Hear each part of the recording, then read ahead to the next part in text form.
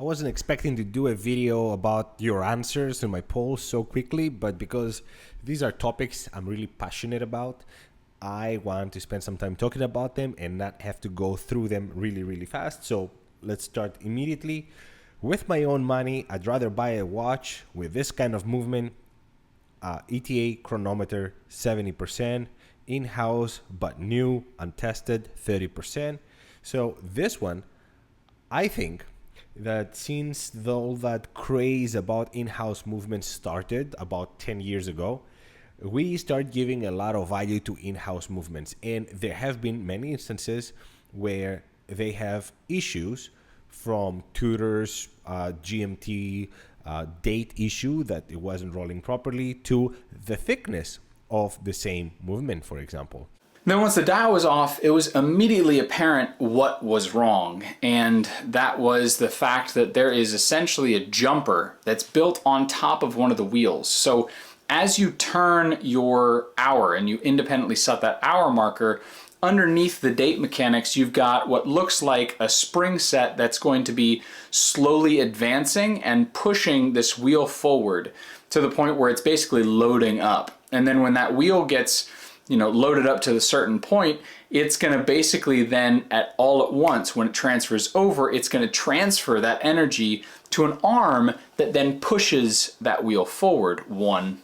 And then when you advance backwards, you're basically then just pulling the arm back. You don't have to spring load it at that point. You're manually yanking it backwards. And so what happened is that arm that's advancing that date wheel just got knocked loose.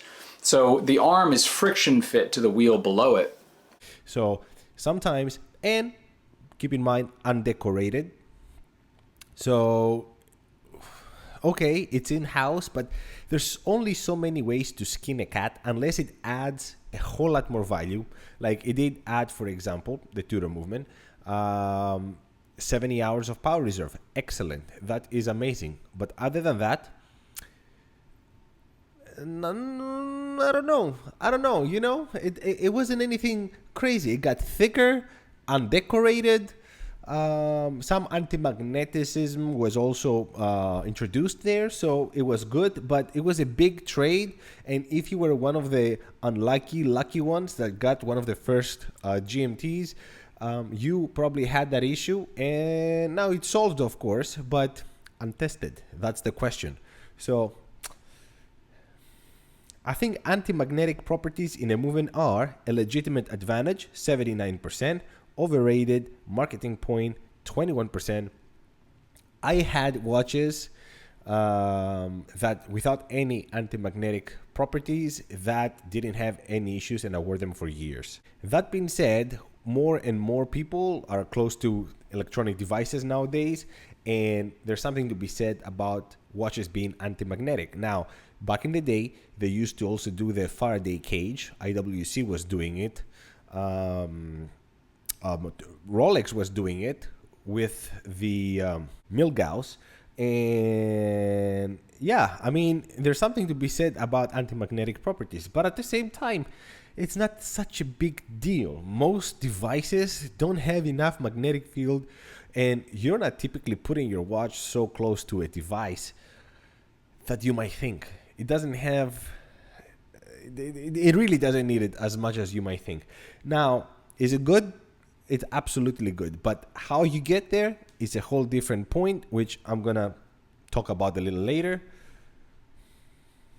When it comes to complications, my preference is little to no complications, 75%, at least 2-3 complications, 25%. I'm, of course, with a minority here. I like complications. I like busy dials. I think it's a sign of not high horology, but an expenditure by the brand and an effort that goes into getting a movement that is complicated, hard to put together. It's harder to service. Yes, it costs more money to service, but at the same time, a lot more effort goes to something that, first of all, just to display all the complications of the dial, sometimes in the back of the movement, is a big task by itself. I think that a complicated watch takes a whole lot more time to produce. I mean, it shows in the actual retail price of these watches.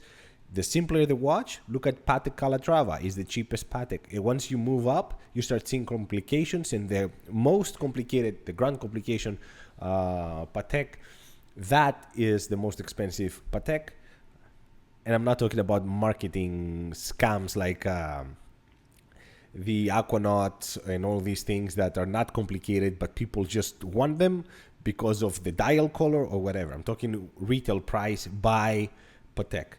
So they recognize that it's much harder to make complications. Now, many think also long-term usability and long-term serviceability. So they're thinking, okay, and it's true, a less complicated watch will be much cheaper and easier to maintain, and less things can break down. Think that a simple three-hand movement is typically over 150 pieces. So yeah, it's complicated. The main reason I would pick a Quartz watch is price and accuracy 55%, complications, utility 45%. I think nowadays the price and accuracy is very irrelevant, at least in my opinion, because every watch is cheap. You can get even mechanical watches that are close to Quartz. When it comes to pricing, you can get Orient watches that are almost the same price as a Quartz.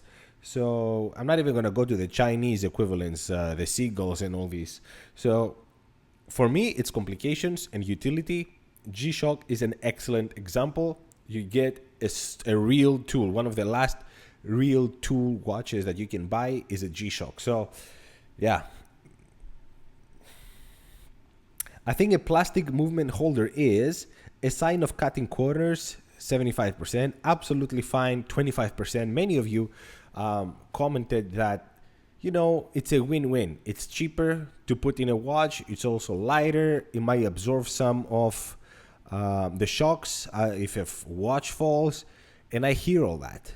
But there's something to be said about, actually another friend here of the channel said that it depends on the price, because once you move over $200, it's really no excuse to save costs. And you see that in tags, at least older tags, and it's such a turn off to open a watch and see a big plastic ring around your mechanical movement. I understand that probably nothing is wrong with it.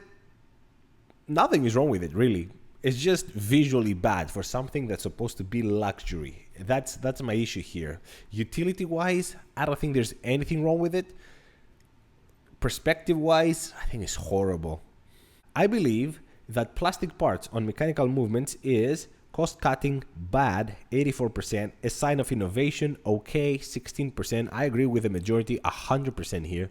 I talked about anti-magnetic properties earlier, and part of the deal here that Tissot, for example, has is, we have this plastic pallet forks and escapement, and all that helps with the anti-magnetic properties. I think it's total BS marketing. First of all, if you see the price of those watches are cheaper than the other movements that they have, so they recognize that plastic parts make the movement a little cheaper. So, and the kind of watches they put it in, the PRX, for example, it has a retail price of $650, if I'm not wrong, somewhere there. And the Gentleman, for example, that has a chronometer movement and a silicium balance wheel, that is $800, $850. So there's a big difference there. And keep in mind that the PRX came after the Gentleman. So there's something to be said about antimagnetic properties. I heard the term self-lubricating. That is complete marketing BS. Self-lubricating. How does it self-lubricate? Does it produce oils? It doesn't self-lubricate. All it is it's a hard plastic, and because it's so hard, maybe it doesn't need to be lubricated because the frictions are very small. Cheapo plastic crap. They advertised it as modern quality escapement, and You may even think it is silicon, high quality, really something else. I even thought for a moment that the jewels, the pellets, were in between sandwiched in this, but it isn't. It is plastic crap. And for me, if I'm being honest, they put on the rotor here high-tech escapement. That is dangerously close to fraud. That's it. It's not self-lubricating in any way, shape, or form. And there are companies that have done synthetic escapements and pallet forks, but those are silicium, they are exotic materials, so they even make it harder, not cheaper. So, and we're talking about luxury pieces here. For me, anything over a couple $100 is luxury. I would argue even $100 is luxury. You don't need a watch to begin with. Everybody watched this video probably on a phone, and that has the perfect time. It takes the time from internet, which in turn takes the time from satellites, which they get time from atomic clocks. So you get atomic time on your phone. You don't need a watch. So I want my watch to be completely metal. I want to know that even if it's machine by machine, there's no human touch in the production of that balance wheel, at least it's meant to be there for forever. And if you doubt forever, look at old pocket watches. I mean, I see pocket watches from the 1800s all the time. They look like new. You could easily pick one for $300-400 today, just that they're out of fashion, and they tell time, and you can tell that the quality is there. Now, this I posted just an hour ago. In my opinion, the new old Rolex, $3,000 to $6,000, is Tudor, 47%, Omega 36%, Longines 13%, Nomos 4%. Some got offended with Omega being there. Oh, Omega starts like 6,000, 600, and 500, something like that. But yes, that's true. That's retail price. But I can find Omegas all day long between 3,000 and 5,000. Most models. There's only a few exceptions. So I think it's worth to be there based on price. I would say Omega was always the obvious alternative to Rolex if you want to try to compete. Tudor nowadays has taken that position, and I agree with the majority of you. I think Tudor is what Rolex used to be, both in terms of design and quality. If you ever touch a Tudor, you will understand what I talk about. There's some things that pictures cannot tell. You have to actually grab the watch in your hands and feel it, and get that sense of tight tolerances and soft edges, some intricacies that you can't see with videos or pictures. And Tudor absolutely is killing it in that sense. But that's all for today, guys. Let me know what you think about these topics. What did you vote for? Thank you so much for watching. Until the next one. Ciao.